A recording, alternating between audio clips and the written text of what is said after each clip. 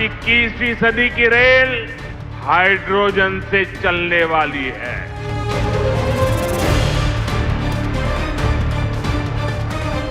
नमस्कार, मैं हूं आपके साथ हेमंत कुमार और आज बात देश की पहली हाइड्रोजन ट्रेन की, क्योंकि प्रधानमंत्री नरेंद्र मोदी ने शुक्रवार को देश की पहली हाइड्रोजन ट्रेन को हरी झंडी दिखा करके रवाना किया है। आज यहां से देश को पहली हाइड्रोजन ट्रेन मिली है। ये ट्रेन जींद से सोनीपत के बीच चलेगी और साथ ही हाइड्रोजन फ्यूल से चलने वाली इस ट्रेन को शुरू करने वाला जो भारत है वो पूरी दुनिया का 5वां देश बन गया है। इससे पहले अगर हम देखें तो जर्मनी, फ्रांस, स्वीडन और चीन में ही हाइड्रोजन ट्रेनें चल रही हैं।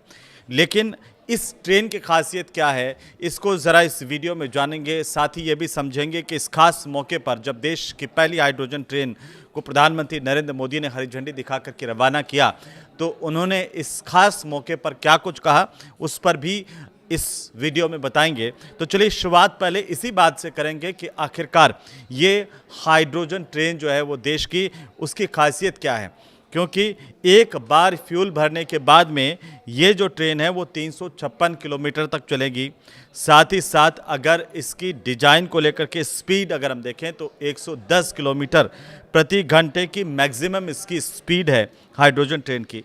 अब आते हैं हाइड्रोजन की खपत कितनी होगी, क्योंकि रोज़ाना 300 किलोग्राम हाइड्रोजन की खपत जो है प्रतिदिन के हिसाब से इसमें होगी। और यात्री क्षमता की अगर इस ट्रेन की हम बात करें तो 682 सीटें इसमें लगाई गई हैं। अपने आप में ये खास है, इसकी डिज़ाइन खास है और कुल मिलाकर के 2600 यात्री इस ट्रेन में यात्रा कर पाएंगे। तो देश की पहली हाइड्रोजन ट्रेन के ऑपरेटिंग सिस्टम की अगर हम बात करें, स्पीड की बात करें, ऑपरेटिंग स्पीड की बात करें तो 75 किलोमीटर प्रति घंटे की रफ्तार जो है मैक्सिमम इसकी है।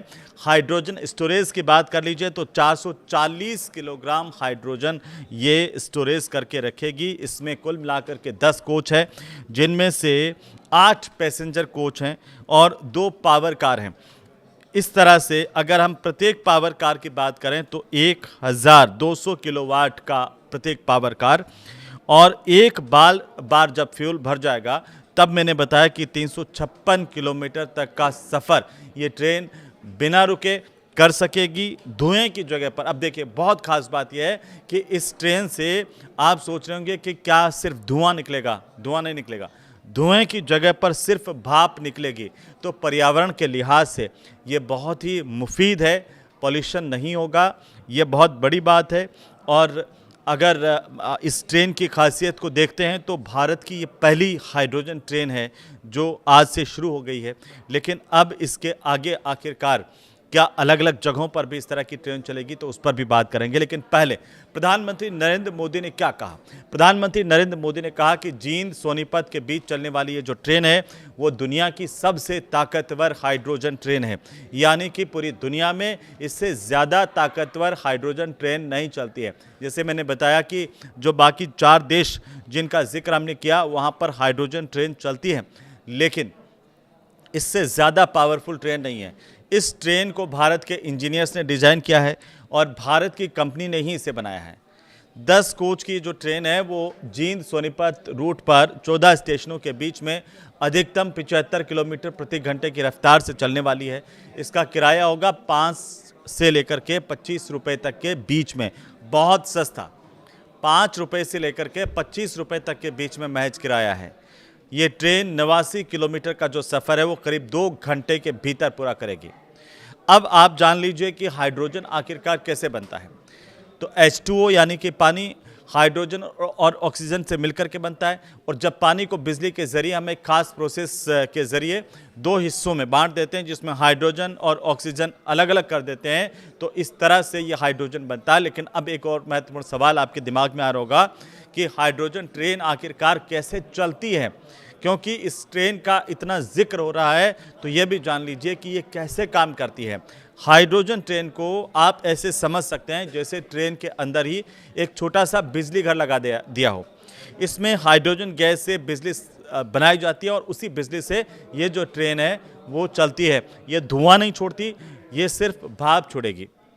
1 किलो हाइड्रोजन से कितनी दूर तक ये ट्रेन जा सकती है, तो इसकी जानकारी ये मिली है कि भारतीय रेल ने अभी इसके आंकड़े हालांकि जारी नहीं किए हैं, लेकिन जो मीडिया रिपोर्ट्स हैं वो ये कह रही हैं कि ये ट्रेन रोज़ाना 2 चक्कर लगाएगी, जिनमें 356 किलोमीटर की दूरी तय की जाएगी और अनुमानित 300 किलोग्राम हाइड्रोजन की इसमें खपत होगी।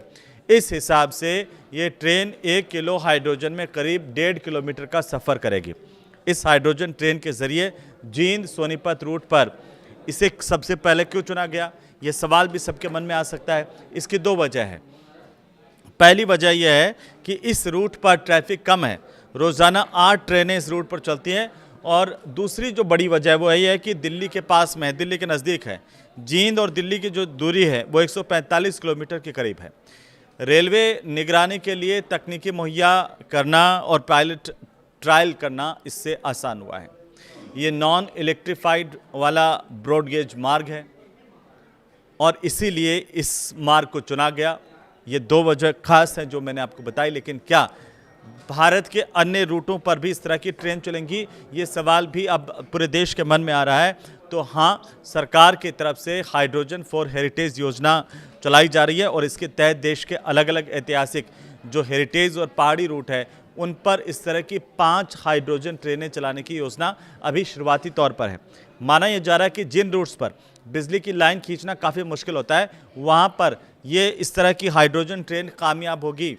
और जो दिल्ली जींद वाला रूट है वो अभी बिजली लाइन से जुड़ा हुआ नहीं है, इसलिए इस पर सबसे पहले जो ट्रायल के तौर पर भी देखा जा रहा है। तो ये जो ट्रेनें अलग अलग जगहों पर भी चलेगी, लेकिन ये जब ट्रेन चलाई जा रही है हाइड्रोजन ट्रेन, ये भारत के लिए बहुत खास है और इसकी जो जिम्मेदारी है चलाने की वो जींद मुख्यालय में तैनात है लोको पायलट राजेश कुमार, उनको दी गई है। उन्हें भारत की पहली हाइड्रोजन ट्रेन के संचालन की जिम्मेदारी मिली है।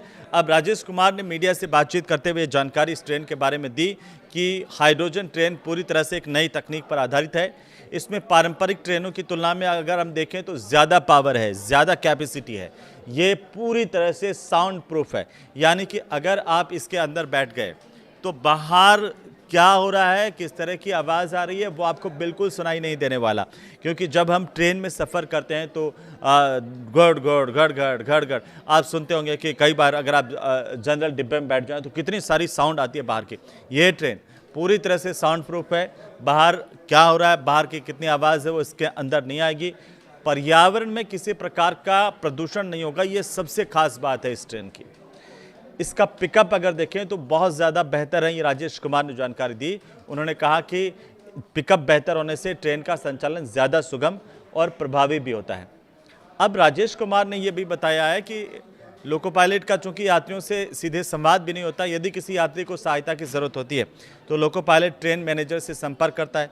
इसके बाद train manager public address system के जरिए यात्रियों तक सूचना पहुँचाता है और आवश्यक सहायता उपलब्ध करवाई जाती है। उन्होंने ये भी जानकारी दी है कि इस ट्रेन में हाइड्रोजन फ्यूल सेल लगाया गया है।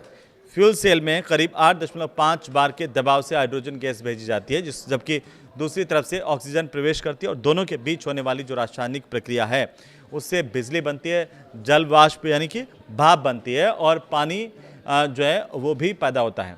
अब भाप ऊपर उड़ा दी जाएगी, पानी को वापस से इसमें काम में ले लिया जाएगा, क्योंकि बिजली ट्रेन को चलाने का जो बिजली निकलेगी वो इस ट्रेन को चलाने का काम करेगी और जल वाष्प जो भाप है वो वातावरण में ऊपर निकल जाएगी। जैसे ट्रेनों में आप ऊपर देखते हैं धुआं निकलता था, इसमें सिर्फ भाप निकलेगी और जो पानी है इसका बचा हुआ वो नीचे निकल जाता है। यही वजह है कि हाइड्रोजन ट्रेन को पर्यावरण के बिल्कुल अनुकूल माना जाता है। शून्य उत्सर्जन है इसका, ज़ीरो एमिशन है और ये इस तरह की तकनीक वाली ट्रेन मानी जा रही है। अब प्रधानमंत्री नरेंद्र मोदी ने इसकी कुछ खासियतें बताई हैं, कुछ बातें उन्होंने कही हैं, उन पर भी गौर फरमाते हैं, क्योंकि पीएम मोदी ने elevated railway track, 2 medical college समेत 8 प्रोजेक्ट्स का भी उद्घाटन यहाँ पर किया, शिलान्यास किया है। वहीं पीएम मोदी के संबोधन की अहम बातें आप जान लीजिए, क्योंकि रेलवे में उन्होंने कहा कि बड़ा ये बदलाव है, एक तरह से डीजल पर जो निर्भरता है वो कम हुई है। प्रधानमंत्री ने कहा कि 1925 से 2014 तक करीब 90 सालों में देश के रेल नेटवर्क का केवल 30% बिजलीकरण हुआ था, जबकि 70% हिस्सा डीजल पर निर्भर था। पिछले 12 सालों की अगर आप बात करेंगे तो करीब 99% रेल नेटवर्क का बिजलीकरण हो चुका है। पिछले 12 सालों में 99% रेल नेटवर्क जो है उसका बिजलीकरण हो चुका है, क्योंकि अब उस पर जो ट्रेनें चल रही हैं वो लाइट से चलने वाली, बिजली से चलने वाली ट्रेनें हैं। यदि हॉर्मुज स्ट्रेट में युद्ध जैसी स्थिति, प्रधानमंत्री ने कहा कि 2014 से पहले अगर बनती तो डीजल आपूर्ति प्रभावित होने से रेलवे भी संकट में आ सकता था, लेकिन अब इस तरह के हालात नहीं हैं। अब ज़्यादातर ट्रेनें बिजली से चलती हैं भारत में, और अब इसके अलावा नई टेक्नोलॉजी को भी देखा जा रहा है।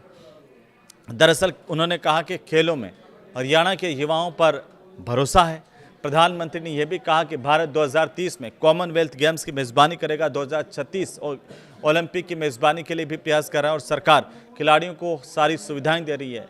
उन्होंने ये भी कहा कि भारत न्यूजीलैंड और ऑस्ट्रेलिया के साथ स्पोर्ट्स इंडस्ट्री और खिलाड़ियों के ट्रेनिंग के क्षेत्र में मिलकर के काम करेगा।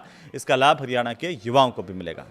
प्रधानमंत्री ने कहा कि यदि हॉर्मुज स्ट्रेट में अगर युद्ध जैसी स्थिति बनती है तो इसका असर भारत पर भी पड़ता है, क्योंकि इसी समुद्री मार्ग से देश में पेट्रोल, डीजल, खाद समेत कई ज़रूरी वस्तुओं की आपूर्ति होती है। लेकिन 2000 पहले अगर इस तरह की स्थिति पैदा होती तो देश का जो रेल नेटवर्क है वो गंभीर संकट में आ जाता, क्योंकि उस वक्त रेल का एक बड़ा हिस्सा डीजल इंजन पर निर्भर करता था। लेकिन आज ऐसा नहीं है। प्रधानमंत्री ने कहा कि अब वक्त बदल गया, अब स्थितियाँ बदल गई हैं। उन्होंने ये कहा कि 2014 से पहले वाला भारत अब नहीं है, ये नया भारत है। ये मोदी है जो बहुत पहले सोचता भी है और समस्याओं के समाधान को समय रहते ज़मीन पर भी उतारता है, और इसका नतीजा आप धरातल पर देख रहे हैं कि कैसे देश की पहली हाइड्रोजन ट्रेन का संचालन कर दिया गया है। प्रधानमंत्री ने इस खास मौके पर यह कहा कि भारत में रेलवे के बिजलीकरण की जो शुरुआत है वो साल 1925 में हुई थी। यानी 1925 से लेकर के अगर आप 2014 तक के पीरियड को देखते हैं तो करीब 90 साल, जिनमें देश के रेल नेटवर्क का केवल 30% बिजलीकरण हुआ, जबकि 70% हिस्सा अभी भी डीजल इंजनों पर निर्भर था। लेकिन उसी रफ्तार से उन्होंने कहा कि अगर जैसे पहले काम चलता था उसी रफ्तार से अगर काम चलता तो पूरे रेल नेटवर्क का 100% बिजलीकरण होने में करीब 200 साल और लग जाते। लेकिन पिछले 12 सालों में स्थिति बदल गई। अब देश के करीब 99% रेल नेटवर्क का जो बिजलीकरण है वो पूरा हो गया है, और इससे रेलवे की डीजल पर निर्भरता काफ़ी कम हो गई है। डीजल का संकट होने के बावजूद भारत की रेलें नहीं रुकी। प्रधानमंत्री ने कहा कि ट्रेन निरंतर चलती रही है। प्रधानमंत्री ने कहा कि फिलहाल ये जो ट्रेन है वो करीब 90 किलोमीटर रूट पर चलेगी, लेकिन भविष्य में इसके विस्तार की अपार संभावनाएं हैं। उन्होंने कहा कि हम लगातार शोध करते रहेंगे ताकि इसकी लागत को हम कम कर सकें और इसकी दक्षता यानी कि इसकी जो एफिशिएंसी है उसको हम बढ़ा सकें। अभी दुनिया में केवल 3-4 देशों के पास ये हाइड्रोजन ट्रेन संचालित करने की क्षमता है, और वहाँ भी ये तकनीक अभी शुरुआती दौर में है। और ऐसे में भारत की जो हाइड्रोजन तकनीक है और ये जो क्षमता है वो पूरे देश के लिए गर्व की बात है, पूरे देश के लिए अभिमान की बात है, खुश होने की बात है, क्योंकि जींद से सोनीपत के बीच में चलने वाली ये जो हाइड्रोजन ट्रेन है वो दुनिया की सबसे शक्तिशाली हाइड्रोजन ट्रेन है। इसकी क्षमता 3200 हॉर्स पावर के है। इसके साथ ही इसका जो परिचालन दूरी के लिहाज से भी अगर हम देखें तो दुनिया की सबसे लंबी हाइड्रोजन ट्रेन की जो सेवाएं हैं उनमें से ये एक है। इस हाइड्रोजन ट्रेन को भारत के ही इंजीनियर्स ने डिज़ाइन किया है। खास बात यह भी है कि भारत की ही कंपनी ने इसे पूरी तरह से बनाया है, यानी कि ये पूरी तरह से स्वदेशी है। अब जींद में और इंफ्रास्ट्रक्चर इसकी वजह से बढ़ेगा, कई और कंपनियां भी आएंगी, और ये भारत में ट्रेन के इतिहास में एक नए युग की शुरुआत मानी जा रही है। आप इसे कैसे देखते हैं, हमें इस कमेंट के माध्यम से ज़रूर बताइए, और ये वीडियो अगर आपको अच्छा लगा हो तो आप इसे ज़रूर शेयर कीजिए। नमस्कार।